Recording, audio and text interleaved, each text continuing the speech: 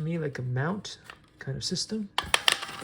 And there's 2 of these, so I'm hoping that these may somehow mount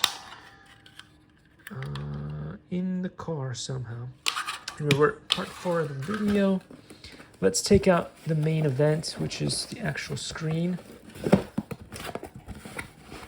See if we can get it out here real quick. Let's see what this looks like.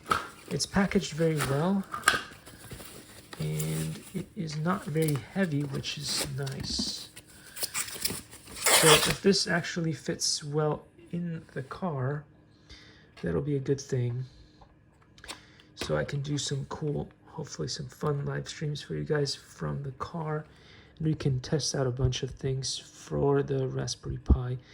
It looks like on the back here, there's bits of the mount. This probably connects to one of the other. Likey.